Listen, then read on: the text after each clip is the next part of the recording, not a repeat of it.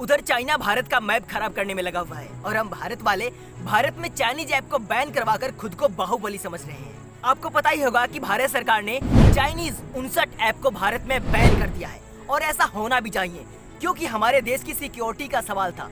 हमारे देश की सिक्योरिटी को खतरा था चाइनीज ऐप से, जो हमारी डाटा को अपने देशों में बेचती थी। और यही कारण है कि चाइना अपने देश में दुनिया के किसी भी ऐप को लॉन्च नहीं होने देता है, क्योंकि उसे पता है कि चाइनीज ऐप के द्वारा जिस तरह से हम दूसरे देशों से डाटा चोरी करते हैं, उसी तरह से हमारे देश की डाटा भी कोई इन ऐप के द्वारा चोरी किया जा सकता है।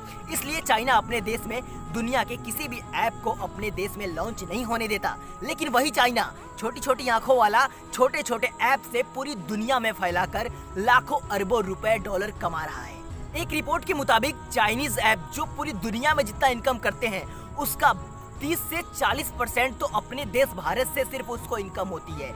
यानी वो पूरी दुनिया से जितना पैसा कमाते हैं चाइनीज ऐप के द्वारा, उसका 30 से 40% सिर्फ हमारे भारत से कमाते हैं। उदाहरण के लिए टिकटॉक को ही देख लीजिए। टिकटॉक से चाइना का टारगेट था सितंबर तक भारत से एक छोटे से ऐप टिकटॉक से 100 करोड़ रुपए कमाने का, हमारे भारत देश से। लेकिन उससे पहले ही भारत सरकार ने चाइनीज ऐप को भारत में बैन कर दिया, जिससे चाइना का भारत से 100 करोड़ रुपए कमाने का सपना टूट गया। चाइना अपने छोटे छोटे ऐप से पूरे साल में 40 बिलियन डॉलर रुपए कमाता है। यानी भारतीय करेंसी में देखा जाए तो 3000 अरब रुपए एक साल में चाइना अपने छोटे छोटे ऐपों द्वारा पैसा कमाता है। सोचने वाली बात है कि चाइना जो आज हमारे देश का दुश्मन बना हुआ है, वो हमारे ही देश से अरबों लाखों डॉलर रुपए कैसे कमा ले रहा है। आखिर हमारे देश में चाइनीज ऐप की इतनी इनकम क्यों हो रही है? क्या हमारे देश में ऐप बनाने वाले डेवलपर नहीं है? क्या हमारा देश कोई ऐसा ऐप नहीं बना सकता कि हमें दूसरे देशों के ऐप को इंस्टॉल करने की कभी जरूरत ना पड़े? तो ये जानने के लिए आपको अपने देश के शिक्षा बजट पर ध्यान देना होगा। आपको पता है हमारे देश का शिक्षा बजट, यानी हमारे देश के बच्चों के भविष्य को सुधारने के लिए हमारे देश वाले शिक्षा पर 65,000 करोड़ रुपए खर्चा करते हैं। लेकिन वही चाइना अपने देश की शिक्षा बजट 29 लाख करोड़ रुपए रखा है। अब आप ये सोच रहे होंगे कि हमारे देश का टोटल बजट 28 लाख करोड़ रुपए है, तो हम कैसे इतने पैसे शिक्षा बजट पर खर्च कर सकते हैं? लेकिन आपको जानकर हैरानी होगी। आपको याद होगा कि 2019 के लोकसभा चुनाव में 60,000 करोड़ रुपए चुनाव लड़ने में खर्चा किए गए थे, और हमारे देश का सालाना शिक्षा बजट है 65,000 करोड़ रुपए मात्र। तो आप जरा सोचो, कैसे हमारा देश विश्व गुरु बन सकता है? जितना चीनी डालेंगे उतना ही तो मीठा होगा ना।